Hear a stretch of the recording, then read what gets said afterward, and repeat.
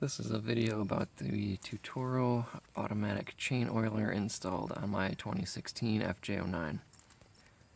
I have the rock guard, that's the silver sleeve you see over what is normally a clear plastic canister.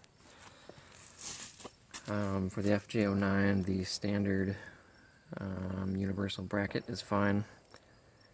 That's what was recommended to me by Toro. And I went ahead and purchased the Pro bracket anyway, which I couldn't find a good place to use on the FJ09. So save yourself a few bucks and just get the standard kit. Mounted to the passenger peg here on the inside.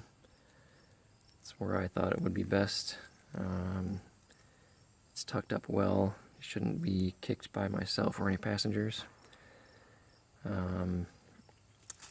The tubing here, I ended up wrapping in a nylon black tape that I had sitting in the garage, just for the purpose of blending into my bike better, because it's all black, and potentially protect the tubing some.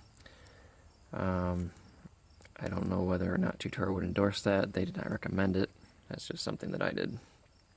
So after going back and forth about the tubing routing for a long time, this is how I ended up running. I have a loop here, some slack behind the passenger peg. You need to have a loop of some sort for the rear swing arm travel. Otherwise you could pull the tubing away from the canister and it'd be a mess. So I have a zip tie anchor here on my chain guard, kind of tucked in there next to the swing arm. Side note, I didn't have black zip tie anchor points, so those are spray painted flat black. Cheap and easy, stuff I had on hand. I looped, or kind of curved around here, keeping away from the chain. I have another anchor point here behind this foot guard. And then I follow the swing arm. I have a zip tie around the full swing arm here. Keeps it away from the chain. And then I go behind the swing arm. And I'll show you on the other side what that looks like. So on the inside of the swing arm, there's a silver bracket. I don't know what it's called, but there is a slot hole that I took advantage of. At some point in the tubing where the wire is, the end of the tubing, you need to have a zigzag or an S to prevent the tubing from twisting or potentially pulling the nozzle away from the sprocket. So this is where mine is. Worked out well. So I'm behind the swing arm, zip tied. So zip tie anchor point was before I got the bright idea to paint them black. Anyway, I go down through this little hole, zip tie, third zip tie down there in the corner.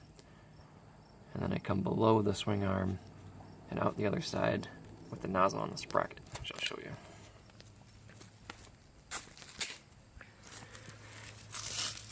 Alright, so let's see if I can get an angle here. I come along the bottom of the swing arm just a little bit. I angled it outwards a little and then pointed it back in to the sprocket. Let me get down here a little bit. So our sprockets, the FJ09 sprocket, has a lip.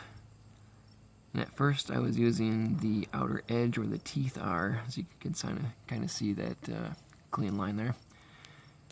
But I asked Tutoro about this, what was the best placement, and they suggested placing it right into the lip. It'll keep the nozzle safe and clear, and the oil will still flow down onto the chain. Now as you can see, it looks pretty wet. I wiped the wheel off last night, but there's still quite a bit of oil on the sprocket. Tutoro paperwork, I believe, suggested using 1.5 turns of the valve to start and go on a short ride. I did not go on a short ride. It was a little late when I finished my install. I set it to 1 turn open and rode into work, which is about a 35-40 minute ride, and it was a little too much. I had fling down here on the foot peg bracket. The rear tire was pretty gummed up. Not horrible, but I could see it even on my black wheels. So 1.5 turns was too much for me. I ended up turning it down to 3/4 when I left work. I'm not sure if that was still too much or not, since I didn't wipe anything down before leaving. I have since wiped things down since I've been home. So I'm probably I've actually turned it down again, actually, to just a half a turn open.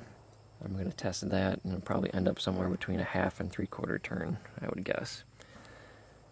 I'll just keep checking to make sure there isn't too much fling.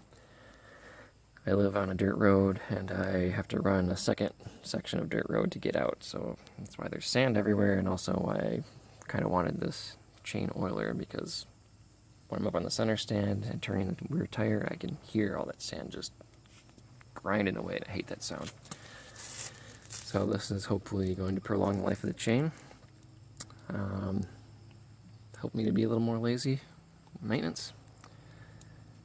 And yeah, that's about it for now. I can do another video later on if there's interest about how I think it's working.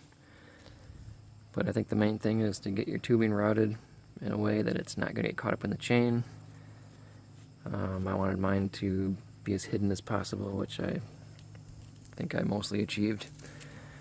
And just check your adjustment. Alright, thanks.